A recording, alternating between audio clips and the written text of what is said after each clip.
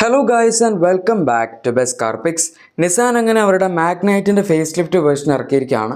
2020 ഡിസംബറിലായിരുന്നു ഈ വാഹനം ആദ്യമായിട്ട് അവർ ഇന്ത്യയിൽ ഇൻട്രൊഡ്യൂസ് ചെയ്ത്. ആ സമയത്ത് അത്യാവശ്യം നല്ലൊരു പ്രൊഡക്റ്റ് ആയിരുന്നു, കാരണം നല്ല വാല്യൂ ഫോർ മണി പ്രൈസിങ്ങിൽ ആ സമയത്ത് ഇറങ്ങി. ഇഷ്ടംപോലെ ഫീച്ചേഴ്സും ഈ വാഹനത്തിനുണ്ടായിരുന്നു. പക്ഷേ ഇപ്പം നമ്മൾ നോക്കുന്ന സമയത്ത് ഇത്തിരി ഔട്ട്ഡേറ്റഡ് ആയി ഇങ്ങനെ പൊയ്ക്കൊണ്ടിരിക്കുകയായിരുന്നു. കറക്റ്റ് സമയത്ത് തന്നെയാണ് അവർ ഇതിൻ്റെ ഫേസ് ലിഫ്റ്റ് ഇറക്കിയിരിക്കുന്നത്. നമ്മളിപ്പം ഡിസൈൻ വൈസ് ചേഞ്ചസ് നോക്കുകയാണെങ്കിൽ ഫ്രണ്ടിൽ മൊത്തത്തിൽ പറയുകയാണെങ്കിൽ ഒരുപാട് ചേഞ്ചസ് ഒന്നും ഇതിൻ്റെ അകത്ത് എക്സ്പെക്ട് ചെയ്യരുത്. ഒരു മൈനർ ഫേസ് ലിഫ്റ്റ് പോലെ കണ്ടാൽ മതി. ഫ്രണ്ടിലേക്ക് ഇപ്പോൾ വരികയാണെങ്കിൽ ഹെഡ്ലൈറ്റ്സിൻ്റെ ഡിസൈനൊക്കെ ഓൾമോസ്റ്റ് സെയിം ആണ്. നമുക്ക് LED പ്രൊജക്ടേഴ്സ് നേരത്തെ ഉണ്ടായിരുന്നു. അതിൻ്റെ അകത്തെ എലമെൻസിലൊക്കെ എന്തോ ചെറിയ വ്യത്യാസം വരുത്തിയതുപോലെ ഉണ്ട്, അല്ലാണ്ട് പ്രത്യേകിച്ചൊന്നുമില്ല. DRL സിപ്പിൾ ഇപ്പോഴും നമുക്ക് താഴെ ഒരു L ഷേപ്പിൽ തന്നെയാണ് കിട്ടുന്നത്. ഫോഗ് ലാംപ്സ് ഭാഗത്തിനെടുത്ത് കളഞ്ഞിട്ടില്ല. മിക്ക കമ്പനികൾ ഇപ്പോൾ ഫോഗ് ലാംപ്സ് എടുത്ത് കളയാറുള്ളതാണ്, പക്ഷേ ഈ വണ്ടിയിൽ ഫോഗ് ലാംപ്സ് ഉണ്ട്. മെയിനായിട്ട് നമുക്കിതിൽ വ്യത്യാസം വരുന്ന ഗ്രില്ലിൻ്റെ ഡിസൈനിലാണ്. ഇപ്പോഴും ഏകദേശം ഡാറ്റ്സൺ പോലത്തെ ഗ്രില്ല് തന്നെയാണ് കൊടുത്തിരിക്കുന്നത്, പക്ഷേ കുറച്ചുകൂടി വലുപ്പം കൂടിയിട്ടുണ്ട്. നേരത്തെ മെൻറ്റിൽ ക്രോം ഉണ്ടായിരുന്നു, പക്ഷേ അതിപ്പോൾ കുറച്ചുകൂടി വലുതാക്കിയിട്ടുണ്ട്. അങ്ങനത്തെ കുറച്ച് ചേഞ്ചസ് ഒക്കെയാണ് വന്നിരിക്കുന്നത്. പിന്നെ ബമ്പറിൻ്റെ ഡിസൈനിൽ ആസ് സച്ച് വലിയ ചേഞ്ച് ഇല്ലെങ്കിലും അവർ അഡീഷണൽ കുറച്ച് സിൽവർ എലമെൻറ്റ്സ് ഒക്കെ ആഡ് ചെയ്തിട്ടുണ്ട്. അതായത് കുറച്ച് ചേഞ്ചസ് ഒക്കെ ഉണ്ട് എന്ന് പറയാം. ഈ രണ്ട് സാധനങ്ങൾ കൊണ്ടാണ് നമുക്ക് ഫ്രണ്ടിൽ അത്യാവശ്യം ഈ വാഹനത്തിൽ ഡിഫറൻസ് തോന്നുന്നത്. അതാണ് ഫ്രണ്ടിലത്തെ കാര്യം. ഇനി സൈഡിലേക്ക് വരികയാണെങ്കിൽ ഇവിടെ അങ്ങനെ ഭയങ്കരമായിട്ടുള്ള വ്യത്യാസം എന്നൊന്നും പറയാനില്ല. ഡോറിൻ്റെ ഡിസൈൻ, ഡോർ ഹാൻഡിൽസ് അത് ക്രോമിൽ അവൈലബിൾ ആണ് ഇപ്പം. പിന്നെ വാർവിയംസിൻ്റെ ഡിസൈൻ തുടങ്ങിയ സാധനങ്ങളെല്ലാം എക്സാക്ട്ലി സെയിം ആണ്. ആകെപ്പാട് വ്യത്യാസം വന്നിരിക്കുന്ന ഇതിൻ്റെ അകത്ത് നമുക്ക് പുതിയ 16 inch diamond cut alloy wheels കിട്ടുന്നുണ്ട് എന്നുള്ളതാണ്. പഴയത് നോക്കുകയാണെങ്കിൽ അത് നല്ല അലോയ് വീൽസ് തന്നെയായിരുന്നു, പക്ഷേ ഇപ്പോഴേക്ക് അവർ ഫേസ് ലിഫ്റ്റ് ആയതുകൊണ്ട് അതിലൊരു ഡിസൈൻ ചേഞ്ച് കൊടുത്തിട്ടുണ്ട്. പിന്നെ ബാക്കി ബോഡി ക്ലാഡിങ് സംഭവങ്ങളൊക്കെ നേരത്തെ ഉണ്ടായിരുന്നതാണ്. നമുക്ക് താഴത്തെ ഒരു ചെറിയ സിൽവർ ബീഡിങ് പോലത്തെ സംഭവം കൊടുത്തിട്ടുണ്ട്. പിന്നെ ഈ വണ്ടിയിൽ നോക്കുകയാണെങ്കിൽ നമുക്ക് റൂഫ് റെയിൽസും അതുപോലെ ഷാർക്ക് ഫിൻ ആൻറ്റിനൊക്കെ കാണാൻ പറ്റും. അതുപോലെ റിയർ പ്രൊഫൈലിലേക്ക് വരികയാണെങ്കിൽ ഇവിടെ അങ്ങനെ പ്രത്യേകിച്ച് വലിയ മാറ്റങ്ങളൊന്നുമില്ല. നമുക്ക് ആ ടെയിൽ ലാംപ്സിൻ്റെ ഒരു ഇൻസേർട്സിൽ വരുന്ന വ്യത്യാസം മാത്രമേ ഉള്ളൂ. അതായത് ടെയിൽ ലാംപ്സ് ഇപ്പോൾ അവർ മൊത്തം LED ആക്കി. നേരത്തെ ഹാലജൻ ബേസ്ഡ് ആയിട്ടുള്ള ടെയിൽ ലാംപ്സ് ആയിരുന്നു, പക്ഷേ ഇപ്പം സൈഡിലേക്ക് വരുമ്പോൾ നമുക്ക് മാഗ്നൈറ്റിൻ്റെ റൈറ്റിംഗ് വരുന്നുണ്ട്. അതുപോലെ മെയിൻ ലൈറ്റ്സ് വരുന്നതെല്ലാം തന്നെ LED ആയിട്ടാണ് കിട്ടുന്നത്. പിന്നെ ഇതിൻ്റെ അകത്ത് ഇപ്പോൾ ഒരു ആക്സസറി ഉണ്ട്. ടെയിൽ ലാംപ്സ് കണക്ഷൻ ഒന്നും വന്നിട്ടില്ല ഇപ്പോഴത്തെ വണ്ടികൾ വരുന്ന പോലെ. ജസ്റ്റ് ഒരു ക്രോം പീസ് അവരവിടെ കൊടുത്തിട്ടുണ്ടെന്നേ ഉള്ളൂ. ബാക്കിൽ പക്ഷേ നമുക്ക് അങ്ങനെ ബമ്പറിൻ്റെ ഡിസൈൻ കാര്യമായിട്ടുള്ള വ്യത്യാസമൊന്നും പറയാനില്ല. നേരത്തെ ഉണ്ടായിരുന്ന പോലൊക്കെ തന്നെയാണ് കൊടുത്തിരിക്കുന്നത്. പിന്നെ ബാക്കിലെ ഒരു സ്പോയിലർ പോലത്തെ ഡിസൈനും അതുപോലെ റിയർ വൈപ്പർ വാഷർ, ഡീഫോഗർ അങ്ങനത്തെ സംഭവങ്ങളൊക്കെ ഈ വാഹനത്തിൽ പണ്ട് മുതലേ ഉണ്ടായിരുന്നു. സോ ഡിഫറൻസ് ആയിട്ട് നമുക്ക് ഇത്ര അതിനകത്ത് എക്സ്റ്റീരിയറിൽ പറയാനുള്ളൂ. ഇനി ഇൻറ്റീരിയറിലോട്ട് വരികയാണെങ്കിൽ ഇവിടെ നമുക്കങ്ങനെ ഭയങ്കരമായിട്ടുള്ള ഡിസൈൻ ചേഞ്ച് ഒന്നും എക്സ്പെക്ട് ചെയ്യാനില്ല. അതായത് ഡിസൈൻ വൈസൊക്കെ സെയിം ആയിട്ട് തന്നെയാണ് ഇരിക്കുന്നത്. കുറച്ച് കോസ്മെറ്റിക് ചേഞ്ചസും പിന്നെ ഒരു ഇത്തിരി ആഡഡ് ഫീച്ചേഴ്സും ആണ് കിട്ടുന്നത്. അതെന്തൊക്കെയാണെന്ന് നമുക്ക് നോക്കാം. പക്ഷേ ഓൾമോസ്റ്റ് സിമിലർ ആയിട്ട് വരുന്ന സംഭവങ്ങൾ സ്റ്റിയറിംഗ് ആണ്. സ്റ്റിയറിംഗിൽ മാറ്റമൊന്നുമില്ല. ലെതർ റാപ്ഡ് സ്റ്റിയറിംഗ് വീലാണ്. Steering monitor controls, cruise control സ്വിച്ചൊക്കെ അവിടെ തന്നെ കൊടുത്തിട്ടുണ്ട്. പിന്നെ AC വെൻസ് ഒക്കെ ഇപ്പോഴും നമുക്ക് ആ ഒരു റൂസ് ഇൻസ്പയർഡ് ആയിട്ടുള്ള പോലത്തെ AC വെൻസ് തന്നെയാണ് എല്ലാ സൈഡിലും കൊടുത്തിരിക്കുന്നത്. മെയിനായിട്ട് നമുക്ക് ഇതിൻ്റെ അകത്ത് വ്യത്യാസം വരുന്ന ഇൻസ്ട്രുമെൻറ്റ് ക്ലസ്റ്ററിലാണ്. അതിൻ്റെ ഡിസ്പ്ലേ സൈസ് ഒന്നും മാറിയിട്ടില്ല. ഇപ്പോഴും 7 ഇഞ്ച് തന്നെയാണ്. ആക്ച്വലി ഇൻസ്ട്രുമെൻറ്റ് ക്ലസ്റ്റർ സെയിം ആണ്, പക്ഷേ അതിൻ്റെ അകത്ത് ആനിമേഷൻസിലും ഒക്കെ കുറച്ച് വ്യത്യാസം വരുത്തിയിട്ടുണ്ടെന്നേ ഉള്ളൂ. നേരത്തെ ആനിമേഷൻസ് ഒക്കെ കുറച്ച് കാർട്ടൂൺസ് ആയിരുന്നു. വണ്ടി ഓണായി വരുമ്പോൾ കുഴപ്പമില്ല, പക്ഷേ അത് കഴിഞ്ഞ് ടാക്കോമീറ്റർ ഒക്കെ കാണിക്കുമ്പോൾ നമുക്ക് ഭയങ്കര ഒരു ഗെയിം കളിക്കുന്ന പോലത്തെ ഒരു ഫീലായിരുന്നു കിട്ടുന്നത്. ഇപ്പോൾ അതൊക്കെ മാറ്റി കുറച്ചുകൂടെ മെച്ചോർഡ് ആയിട്ടുള്ള ഡിസൈനുള്ള ഒരു ടാക്കോമീറ്ററും അതുപോലെ ഇൻസ്ട്രുമെൻറ്റ് ക്ലസ്റ്റർ ലേഔട്ടൊക്കെ കൊടുത്തിട്ടുണ്ട്. അത് നന്നായിട്ടുണ്ട്. പിന്നെ അഡീഷണൽ ഫീച്ചേഴ്സ് ആയിട്ട് പറയുകയാണെങ്കിൽ നമുക്ക് ഇതിൻ്റെ അകത്ത് ഇപ്പം USB Type-C charging points available ആണ്. നേരത്തെ ഇല്ലായിരുന്നു, Type-A മാത്രമേ ഉണ്ടായിരുന്നുള്ളൂ. പിന്നെ ഇതിൻ്റെ അകത്ത് വയർലെസ് ചാർജിങ് പാഡ്, 360° ക്യാമറ അതൊക്കെ ഓൾറെഡി ഉണ്ടായിരുന്നു. അതിന് പുറമെ നമുക്കിപ്പോൾ ആംബിയൻ ലൈറ്റ്സ് അഡീഷണൽ ആയിട്ട് വന്നിട്ടുണ്ട്. പിന്നെ ഓട്ടോ ഡിമിങ് AR വ്യൂസ് വന്നിട്ടുണ്ട്. അതധികം ബെസലൊന്നും ഇല്ലാത്തൊരു ഡിസൈനിലാണ് വരുന്നത്. പിന്നെ ഓട്ടോമാറ്റിക് ഹെഡ് ലാംപ്സ് ഇതിൻ്റെ അകത്ത് ഇപ്പോൾ അവർ ആഡ് ചെയ്തിട്ടുണ്ട്. ഇങ്ങനത്തെ കുറച്ച് ചെറിയ ചെറിയ ഫീച്ചേഴ്സാണ് ഈ വാഹനത്തിൽ നമുക്ക് അഡീഷണൽ ആയിട്ട് കിട്ടുന്നത്. ബാക്കി സാധനങ്ങൾ ഇപ്പോൾ പുഷ് ബട്ടൺ സ്റ്റാർട്ട് ആയിക്കോട്ടെ, ഓട്ടോ AC ആയിക്കോട്ടെ, അതൊക്കെ നേരത്തെ ഉണ്ടായിരുന്ന കാര്യങ്ങൾ തന്നെയാണ്. വേറൊരു ഡിഫറൻസ് പറയാൻ പറ്റുന്നതിന് ഡാഷ്ബോർഡിൻ്റെ കളർ തീമിലാണ്.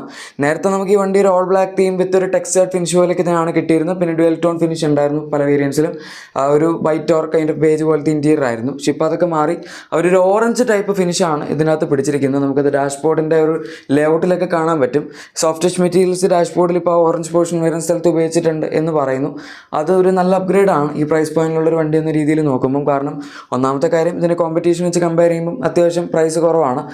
എന്നിട്ട് പോലും സോഫ്റ്റ് ടച്ച് മെറ്റീരിയൽസ് ഒക്കെ ഒരു കൊടുക്കാൻ എന്തായാലും തയ്യാറായിട്ടുണ്ട്. നേരത്തെ ഡോർ പാഡ്സിൽ നമുക്ക് ഉണ്ടായിരുന്നു. അതൊരു ബേസ് മോഡൽ പോലെ തന്നെ ഫാബ്രിക് ഫിനിഷ് കൊടുക്കുമായിരുന്നു. പക്ഷേ ഇപ്പോൾ ടോപ്പ് എൻഡിലും നമുക്ക് ലെതർ ഫിനിഷും അങ്ങനത്തെ കാര്യങ്ങളൊക്കെ അവൈലബിൾ ആണ്. സോ കുറച്ചും കൂടെ പ്രീമിയം ആയിട്ടുള്ള ഒരു ഡാഷ്ബോർഡിൻ്റെ ഒരു ലേഔട്ടിൻ്റെ ഫിനിഷ് കൊടുക്കാൻ അവർ ശ്രമിച്ചിട്ടുണ്ട്.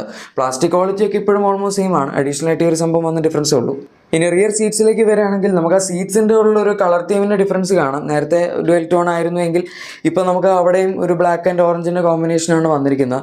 ബാക്കിൽ ഇപ്പോഴും നടുവിലത്തെ പാസഞ്ചറിന് സെൻറ്റർ ഹെഡ് റെസ്റ്റ് അവർ കൊടുത്തിട്ടില്ല. പക്ഷേ ബാക്കി സാധനങ്ങളൊക്കെ, അതായത് centre armrest, cup holders, 3 point seat belts ഒക്കെ നമുക്ക് എല്ലാവർക്കും അവൈലബിൾ ആണ്. അതൊക്കെയാണ് ബാക്കിലത്തെ കേസ് വരുന്നത്. പിന്നെ സ്പേസിൻ്റെ കാര്യത്തിലൊന്നും വ്യത്യാസമൊന്നുമില്ല, എല്ലാം പഴയ പോലെ തന്നെയാണ്. കാരണം അതിലൊന്നും മാറ്റേണ്ട സംഭവം വന്നിട്ടില്ല, ഇതിൻ്റെ ഡയമെൻഷൻസ് മാറിയിട്ടില്ല അധികം. അതുകൊണ്ട് തന്നെ വീൽ ബേസ് സെയിം ആണ്, ബൂട്ട് സ്പേസ് സെയിം ആണ്. 332 ലിറ്റേഴ്സാണ് ബൂട്ട് സ്പേസ് വരുന്നത്. എഞ്ചിൻ വൈസ് നോക്കുകയാണെങ്കിൽ അവിടെയും എക്സാക്ട്ലി സെയിം തന്നെയാണ്. നമുക്ക് നേരത്തെ ഉണ്ടായിരുന്ന 1 litre 3 cylinder NA petrol engine available ആണ്. 72 bhp പവറാണ് ജനറേറ്റ് ചെയ്യുന്നത്. 96 ന്യൂട്ടൺ മീറ്റേഴ്സിന് ടോർക്കും ഉണ്ട്. അതിൻ്റെ കൂടെ തന്നെ 5 സ്പീഡ് മാനുവൽ, അതുപോലെ 5 സ്പീഡ് ഈസി ഷിഫ്റ്റ് ഓട്ടോമാറ്റിക് ആണെന്ന് അവർ പറയുന്നു. അതായത് EZ ആണ്. ബേസിക്കലി AMT ഓട്ടോമാറ്റിക് ട്രാൻസ്മിഷനാണ്. അത് നമുക്കിവിടെ ഒരു കോസ്റ്റ് കട്ടിംഗ് ഫീച്ചർ, അതായത് ഒരു ബേസിക് ലെവൽ ഓട്ടോമാറ്റിക് കൊടുക്കുക എന്ന് പറയുന്ന പോലെ ഒരു കൊടുക്കുന്നുണ്ട്. പിന്നെ വരുന്ന 1 ലിറ്റർ ടർബോ പെട്രോൾ ആണ്. അതിൻ്റെ അകത്ത് നമുക്ക് 100 PS അടുത്ത് പവർ അവൈലബിൾ ആണ്. 160 ന്യൂട്ടൺ മീറ്റേഴ്സ് ടോർക്കാണ് മാനുവൽ വരുന്നത്. 152 ന്യൂട്ടൺ മീറ്റേഴ്സ് ടോർക്കാണ് CVT ഓട്ടോമാറ്റിക്കിൽ വരുന്നത്. ഇപ്പോൾ ഓൾറെഡി ഞാൻ പറഞ്ഞു, മാനുവലും അതുപോലെ CVT ഓട്ടോമാറ്റിക് ട്രാൻസ്മിഷനിലും നമുക്കത് കിട്ടുന്നുണ്ട്. അത്യാവശ്യം നല്ല എഞ്ചിനാണ്. ഇതിൻ്റെ NA എഞ്ചിൻ എടുക്കുന്നതിലും ടോട്ടലി ഞാൻ റെക്കമെൻഡ് ചെയ്യുന്ന ടർബോ എഞ്ചിൻ എടുക്കാനാണ്. NA എഞ്ചിൻ കുറച്ചധികം അണ്ടർ പവേർഡ് ആണ്. നമുക്കിപ്പം ഒരു ബേസിക് റേഞ്ചിൽ നിങ്ങൾക്ക് വണ്ടി വേണമെന്നുണ്ടെങ്കിൽ എടുക്കാം, വേണമെങ്കിൽ മാത്രം. നമുക്ക് വേറെ നല്ല എഞ്ചിനുള്ള ഓപ്ഷൻസ് അവൈലബിൾ ആണ്. ഇനി അതല്ല, നിങ്ങൾക്ക് ഈ വണ്ടി തന്നെ മതിയെങ്കിൽ എടുക്കാൻ നല്ലതേ ഉള്ളൂ. അല്ലെങ്കിൽ ടർബോ വേരിയൻസിന് പുഷ് ചെയ്യുന്നതുകൊണ്ട് പ്രശ്നമൊന്നുമില്ല. നമുക്ക് ആവശ്യത്തിന് നല്ല ഫീച്ചേഴ്സും കിട്ടുന്നുണ്ട്, പിന്നെ നല്ല ഓട്ടോമാറ്റിക് ട്രാൻസ്മിഷനും കിട്ടുന്നുണ്ട്. ബേസിക്കലി വരുന്ന AMT ഒക്കെ വളരെ ലാഗിയാണ്. അത് ആ എഞ്ചിൻ തന്നെ ഭയങ്കര ലേസി ആയതുകൊണ്ടാണ്. ഇതൊക്കെയാണ് ഇപ്പോൾ ഇതിൻ്റെ എഞ്ചിൻ വൈസുള്ള സ്പെസിഫിക്കേഷൻസ് വരുന്നത്. പിന്നെ ഇതിൻ്റെ അകത്തൊരു അഡീഷണൽ ഫീച്ചർ ഞാൻ പറയാൻ മിസ് ആയിപ്പോയത്, നമുക്കിപ്പോൾ ഈ വണ്ടി വേണമെങ്കിൽ കീ വെച്ച് തന്നെ സ്റ്റാർട്ട് ചെയ്യാനുള്ള ഓപ്ഷൻ അവൈലബിൾ ആണ്. നിങ്ങൾ ജസ്റ്റ് ഈ മറ്റേ കിയയുടെയും ഹ്യുണ്ടായുടെ ഒക്കെ വണ്ടികൾ ചെയ്യില്ല, അതുപോലത്തെ ഒരു സംഭവം ഇതിൻ്റെ അകത്ത് വന്നിട്ടുണ്ട്. പിന്നെ നമുക്ക് 6 എയർ ബാഗ്സ് മുതൽ ഈ വാഹനത്തിൽ സ്റ്റാൻഡേർഡ് ആയിട്ട് അവൈലബിൾ ആയിരിക്കും. ഏത് വേരിയൻ്റ് എടുത്താലും 6 എയർ ബാഗ്സ് കിട്ടും. ടോപ്പ് എൻഡിലും അവൈലബിൾ ആണ്. നേരത്തെ 2 ഉണ്ടായിരുന്നുള്ളൂ.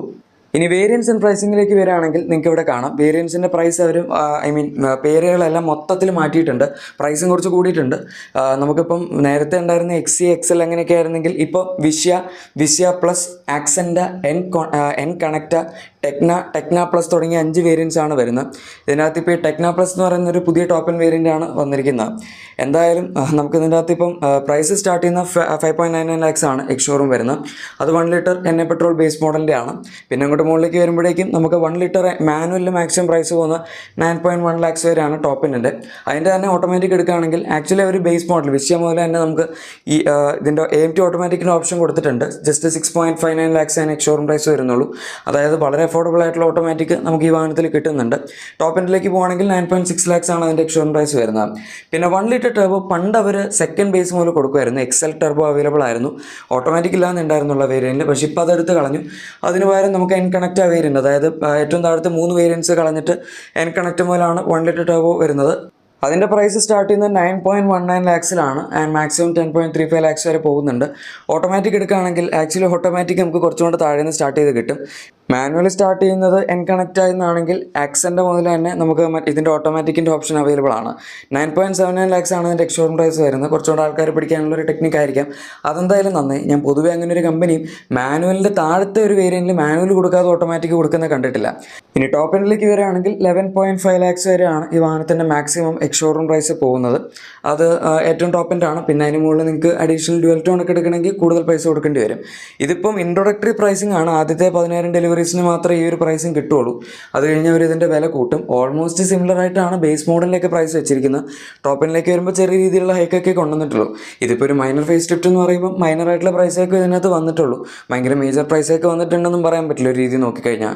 ഗൈസ്, അപ്പോൾ ഇതാണ് നമ്മുടെ പുതിയ നിസാൻ മാഗ്നൈറ്റ് ഫേസ് ലിഫ്റ്റിൻ്റെ വീഡിയോ. എല്ലാവർക്കും ഇഷ്ടപ്പെട്ടാണെന്ന് വിചാരിക്കുന്നു. ഇഷ്ടപ്പെട്ടെങ്കിൽ ഉറപ്പായിട്ടും ലൈക്കും സബ്സ്ക്രൈബും ഷെയറും ഒക്കെ ചെയ്തേക്കാം. നമുക്ക് മറ്റൊരു വീഡിയോയിൽ കാണാം. Thank you for watching my video and good bye.